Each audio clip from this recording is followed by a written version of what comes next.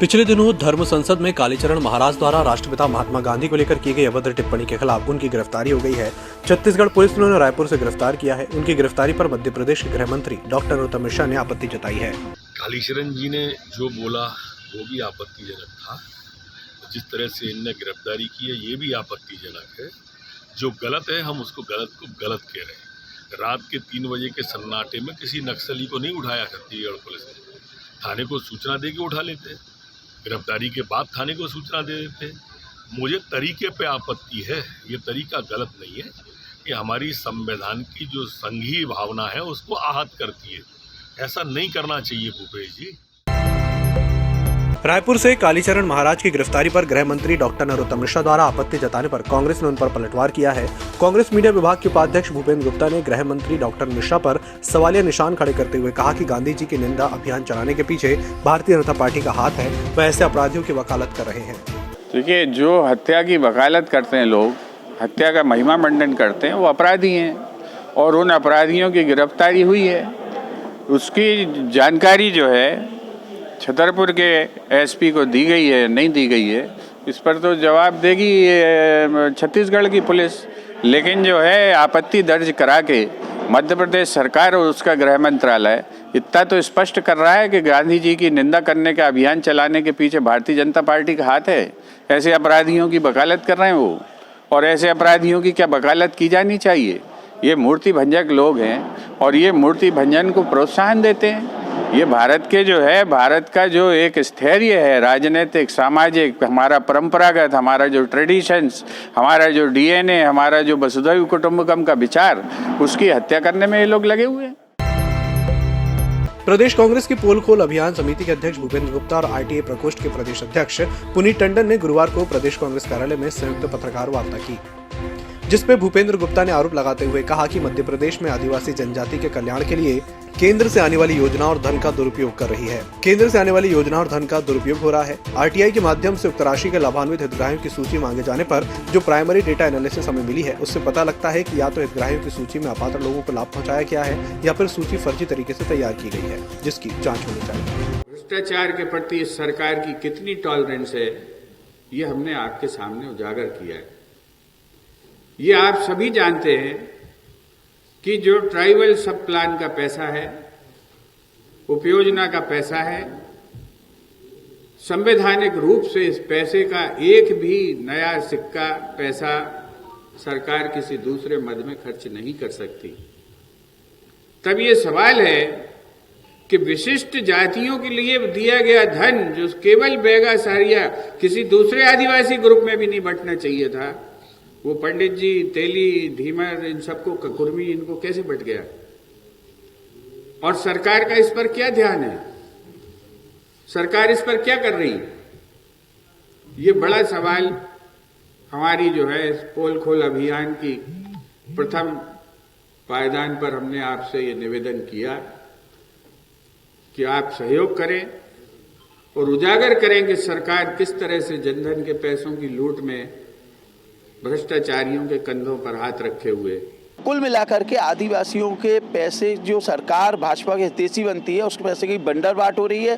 Total इस पैसे का दुरुपयोग हो रहा है, जो कि उनके लिए होना था वो उनको नहीं मिल पा रहा है। और ये सरकार ढोंग करती है कि वो आदिवासियों की हितैषी है, आदिवासियों के लिए लड़ती है, आदिवासियों को उनका न्याय दिलाती है। कुछ भी नहीं करती है, ये उनके पैसों की बंदा-बाट करके दूसरों को बांट रहे हैं, जिसकी जाँच की हमने मांग करी हुई। राजधानी भोपाल में कमिश्नर प्रणाली लागू होने के बावजूद भी अपराधियों के हौसले बुलंद हैं। बीती रात अज्ञात बदमाशों ने राजधानी के माता मंदिर स्थित न्यू 98 क्वार्टर ब्लॉक 7 में आधा दर्जन गाड़ियों में आग लगा दी। आग की लपटें उठती देख स्थानीय निवासियों ने इसकी सूचना फायर ब्रिगेड और पुलिस को दी। मौके पर पहुंची पुलिस और फायर ब्रिगेड की गाड़ियों ने किसी तरह आग पर काबू पाया। हालांकि तब तक गाड़ियां जलकर खाक हो चुकी थी। शहर के नए डीसीपी रियाज इकबाल ने गुरुवार को पदभार ग्रहण किया। गौरतलब है कि रियाज इकबाल को शहर के डीसीपी की कमान सौंपी गई है। इस दौरान उन्होंने बताया कि उनकी पहली प्राथमिकता महिला अपराध पर लगाम लगाना है, पुराने शहर की ट्रैफिक को दुरुस्त करना है, संगठित अपराध से सख्ती से निपटने और बाल अपराध को रोकने को लेकर पहल करनी होगी। ट्रैफिक एक बड़ी समस्या है हर शहर की, जैसे भोपाल में भी। तो इसमें अभी स्मार्ट सिटी के अंतर्गत भी और जो अभी ट्रैफिक डीसीपी जो भी ज्वाइन करेंगे, तो वो लोग भी इसमें कुछ योजनाएं बना रहे हैं, खास करके पुराने भोपाल के लिए, जहाँ पे पार्किंग को लेके समस्या है, कुछ वन वे भी हमें डिसाइड करना पड़ेगा, कुछ रोडों को वन वे बनाना पड़ेगा। तो ये सब चीज़ें थोड़ा टाइम लगेगा, पर पूरी उसमें योजना भोपाल पुलिस बना रहा है, तो उसके अंतर्गत हम लोग काम करेंगे इसमें। बिल्कुल, जो ऑर्गेनाइज्ड क्राइम है, चाहे वो ड्रग्स हो, गांजा हो, या जो भी अदर जो वाइट कॉलर ऑर्गेनाइज्ड क्राइम है, वो शहरों में खासकर पर ज़्यादा होता है। जो जिससे नया जो पीढ़ी है, जहाँ नया जनरेशन है, वो उसकी चपेट में आकर पूरी ज़िंदगी बर्बाद करते हैं। तो वो भी हमारा फोकस में रहेगा कि इस तरह की चीज़ें जो है हमारे शहर के अंदर ना हो। अगर कोई कर रहा है तो उनके विरुद्ध में जो भी हो सख्त कार्रवाई की जाएगी। मध्य प्रदेश में धीरे धीरे कोरोना की रफ्तार बढ़ती जा रही है। पिछले 24 घंटे में प्रदेश में 71 नए कोरोना मरीज मिले हैं, जबकि 19 लोग ठीक होकर घर पहुंचे हैं। ये जानकारी गृह मंत्री डॉक्टर नरोत्तम मिश्रा ने दी है। उन्होंने कहा कि एक दिन में प्रदेश में 61,584 सैंपल लिए गए हैं। कोरोना के क्षेत्र में पिछले 24 घंटे में 72 नए प्रकरण संपूर्ण मध्य प्रदेश में आए। इसमें अधिक मामले इंदौर से हैं। 19 लोग ठीक होकर अपने अपने घरों की ओर, गंतव्य की ओर गए हैं।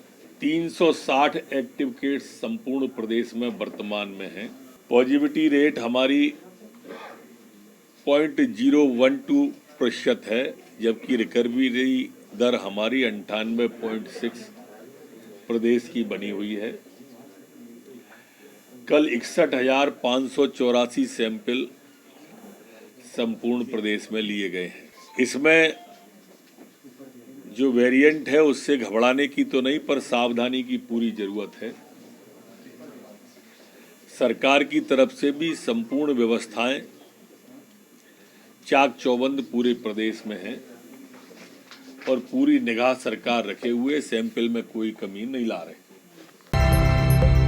नरेला विधानसभा क्षेत्र से विधायक और मध्य प्रदेश के चिकित्सा शिक्षा मंत्री विश्वास सारंग गुरुवार को सुभाष नगर पहुंचे, जहां उन्होंने नवनिर्मित ओवरब्रिज का निरीक्षण किया।